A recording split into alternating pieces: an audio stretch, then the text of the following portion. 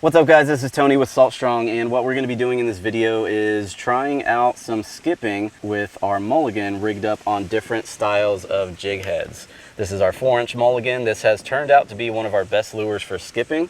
We did a contest in another video showing different lure profiles on a Haas Helix hook. Now we want to use our best skipping lure with different jig heads and see how that goes. So we have our round eye jig head. These are all 1/4 ounce, so we keep it the same weight across the board. Round eye jig head, our football jig head, and then our weedless football jig head. Now we're going to put this to the test. We're going to do 3 casts with each jig head and see what the results are. And so, hey, this is Luke. I'm the camera guy. Tony is setting up over there, and we have this assembly to measure the distance. So we have these stakes. They're all exactly 5 feet apart, and Tony's going to try to skip it as close as he can to this first one, and we're going to measure how long it skips by seeing how far back it goes. So let's go ahead and see how it does. Now first up is the mulligan on the football jig head. Yeah, so right now Tony's about 40 feet away from this first stake. That's a good distance for skipping mangroves and docks. There we are. So that was probably about 5 feet ahead of the first one, but it got down to 1, 2, 3, got down to almost to the 4th. So that was very impressive. So the 4th would have been 20. So that was around a 20 foot skip. Yeah, so that one landed about 5 feet short, and then basically went 1, 2, 3, a little bit over 3 feet. So that was about an 18-foot skip. So pretty impressive. Yeah, so that landed right on the money for the first one. Then went 1, 2, just over 3. Give it a twitch so I can see it. Okay. Yeah, so it went just over 3. That was about another 18-foot skip. So on average, that was about right around 18 or so feet of distance. And now next up is our round eye jig head. Oh my gosh. That one landed about 5 feet short, and that went all the way down to the end. That went all the way down, like landed right next to the very 5th one. So that was, I mean, that was overall probably 28 feet. Another great one. So that started a little bit short, and that skipped all the way through and beyond the very last one. So that went, yeah, I still don't even see it. Okay, right there. So that went over 5 feet beyond the final. So that was literally like a 34-foot skip. Another one that went all the way through. So it started, the first skip was over here short of the first stake.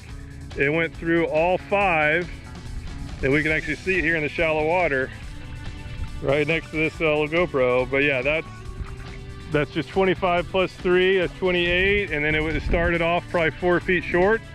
That was 30-footer. All right, so that was a surprise, and it seems like that, just the fact that round jig head doesn't stick out like the football, wow, that crushed it. All right, so next up we have our weedless football jig head. It's that football profile, same as the open face football jig head, but you can rig it weedless. And something to consider with these when you're skipping lures especially is to make sure that nose of the lure is pushed up all the way against that weight. That keeps the weight from wiggling around too much, which can hinder your skipping ability.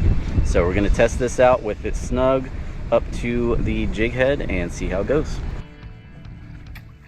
Whoa, all right, there's a big difference. So that one hit right before the first pull, and it didn't even get to the second pull. So that was maybe like an 8-foot total skip. That's the worst we've seen yet.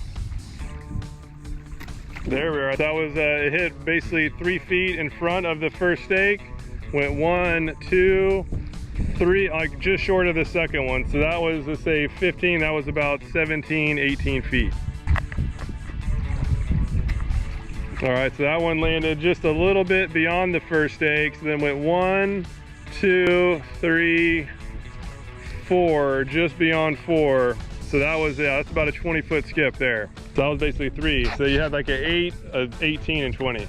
All right, so some pretty interesting results. The round eye jig head ended up winning.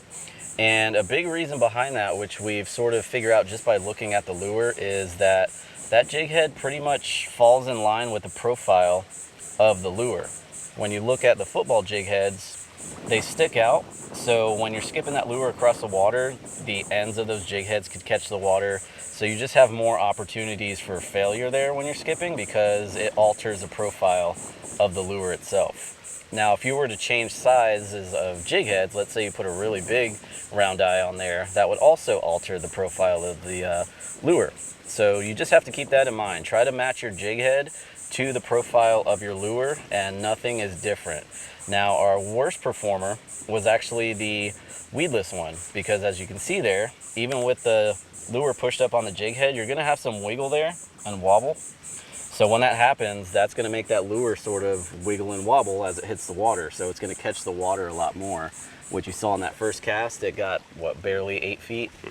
So least performer there, worst performer up to the best would be the round-eye jig head. So if you're fishing deeper water, which is why you typically want to use a jig head, you know, you're fishing around docks, you want to get that lure down quicker, but also be able to skip it underneath that structure, I would say go with that round-eye jig head. And as always, you could pick up any of these lures and also the jig heads only at fishstrong.com, and keep in mind, if you're one of our insider members, you do get a discount on all tackle and gear, so definitely be sure to check that out. So for now, that will wrap up this video. If you have any questions or comments or any additional feedback you'd like to share, let us know down below. Until next time, see you on the next video.